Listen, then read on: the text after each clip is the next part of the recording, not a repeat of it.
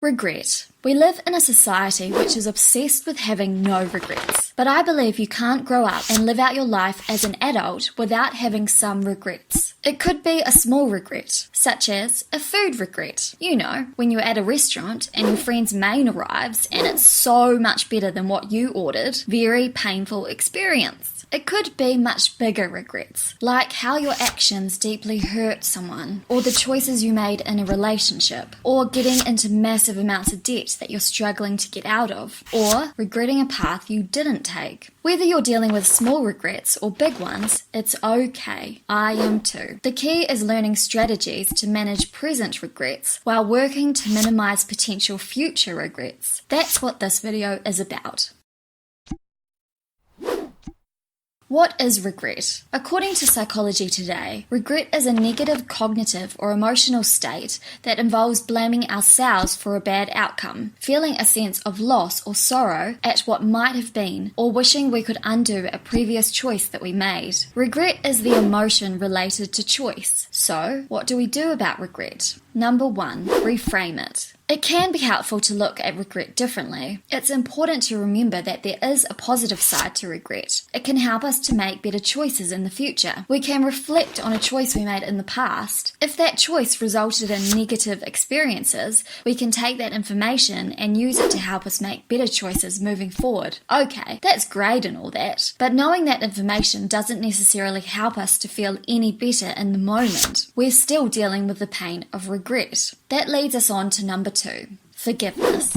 I've always resonated with the quote from Maya Angelou that says, "Do the best you can until you know better. Then when you know better, do better." I was talking to a friend about a potential relationship that he felt he messed up. I said, "I'm sure you were doing the best you could at the time." He said, "I definitely wasn't." So what do you do when you feel you should have done better? You have to learn to forgive yourself. There's some things we just have to put down to being young or older and human. You can't live without making some mistakes. Hafiz wrote, "What do sad people have in common? It seems they have all built a shrine to the past, and often they go there and do a strange wail and worship. What is the beginning of happiness? It is to stop being so religious like that." You'll always be sad if you keep going over what you did wrong in the past. You can't change it. Take what you can learn from it and use it to empower you moving forward. To do this takes a lot of practice. This is what I've found helpful. When I begin to beat myself up for past choices, I say to myself, "I hear what you're saying, but I'm choosing something else. I'm choosing to forgive myself and move on. There are great things ahead." The things we tell ourselves are what we become. Try changing the story you're telling yourself.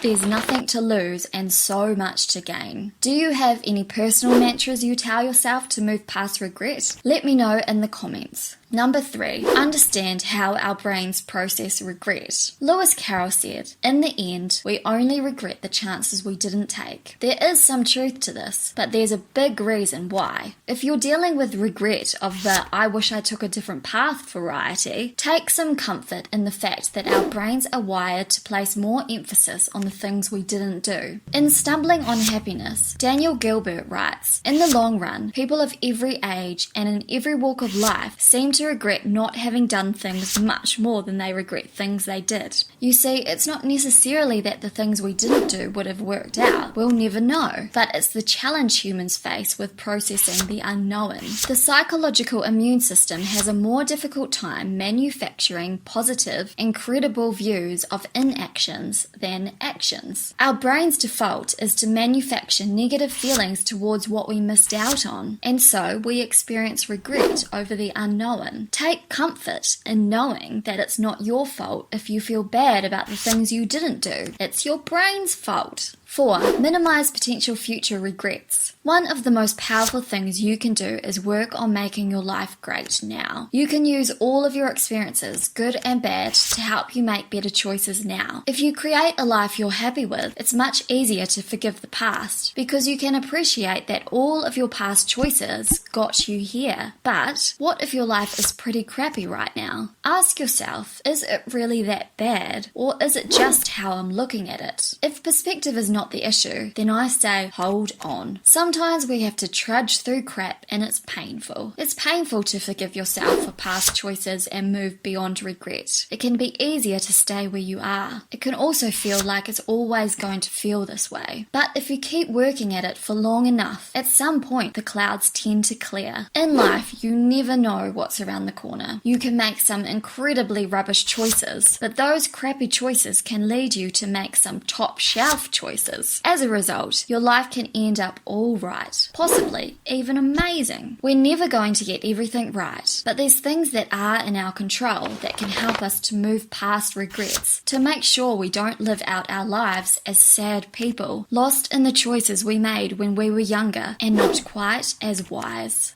For more videos like this, subscribe to the Better Adult Project.